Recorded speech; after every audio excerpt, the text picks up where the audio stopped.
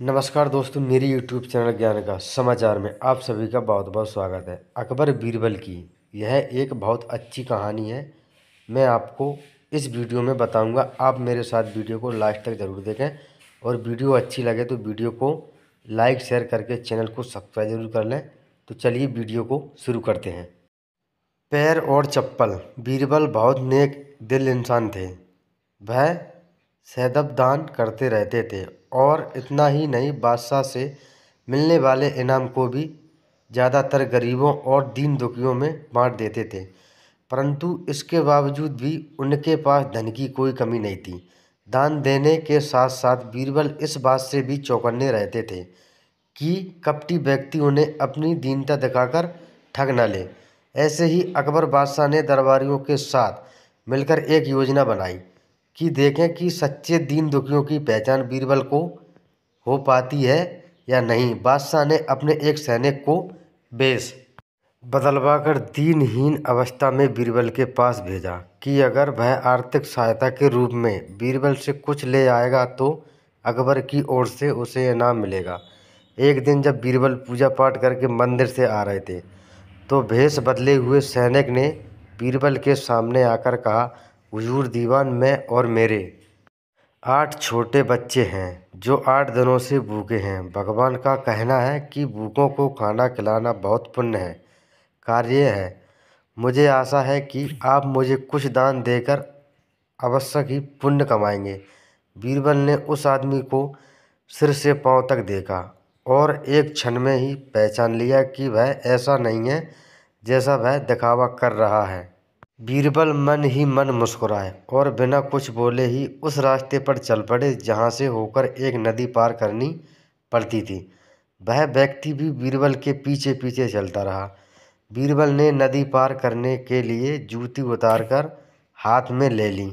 उस व्यक्ति ने भी अपने पैर की फटी पुरानी जूती हाथ में लेने का प्रयास किया। बीरबल नदी पार कर कंकरीले मार्ग आते ही 2-4 कदम चलने के बाद ही जूती पहन लेता।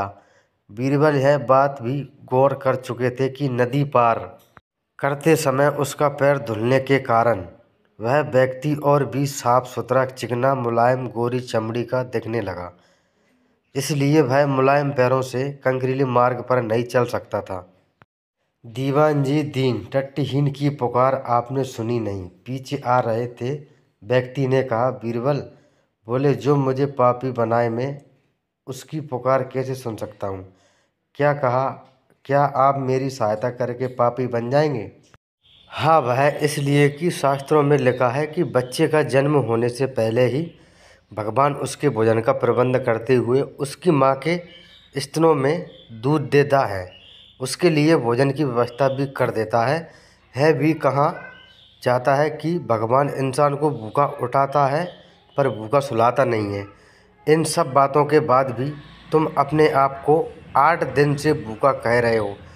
इन सब स्थितियों को देखते हुए यही समझना चाहिए कि भगवान तुमसे रुष्ट है और वह तुम्हें और तुम्हारे परिवार को भूखा रखना चाहते हैं। लेकिन मैं उसका सेवक हूँ। अगर मैं तुम्हारा पेट भर दूँ तो ईश्वर मुझे पर रुष्ट होगा। मैं ईश्वर के विरोध नहीं जा सकता। ना बाबा, ना मैं तुम्हें भोजन नहीं करा सकता, क्योंकि यह सब कोई पापी ही कर सकता है। बीरबल का यह जवाब सुनकर वह चला गया। उसने एक बात की बादशाह और दरबारियों को सुना दी। बादशाह अब यह समझ गए कि बीरबल ने उसकी चालाकी पकड़ ली। अगले दिन बादशाह ने बीरबल से पूछा, बीरबल, तुम्हारे धर्म कर्म की बड़ी चर्चा है पर तुमने कल एक भूखे को निराश लौटा दिया, क्यों?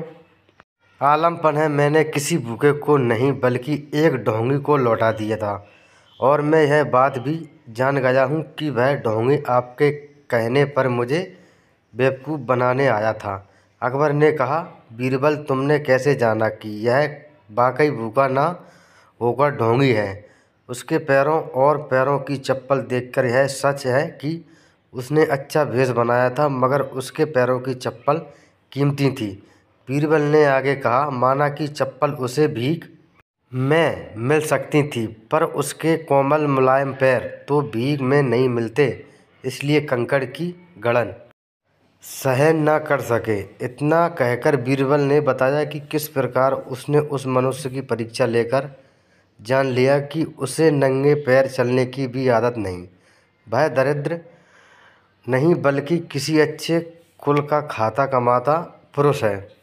बादशाह बोले, क्यों ना हो, वह मेरा खास सैनिक है। फिर बहुत प्रसन्न होकर बोले, सचमुच बीरबल, माप दौलत तुमसे बहुत खुश हुए। तुम्हें धोखा देना आसान काम नहीं है।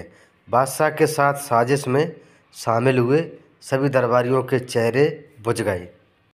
तो दोस्तों, मेरी वीडियो अच्छी लगी हो तो नीचे कमेंट बॉक्स में ज़रूर बताएं। धन्यवाद।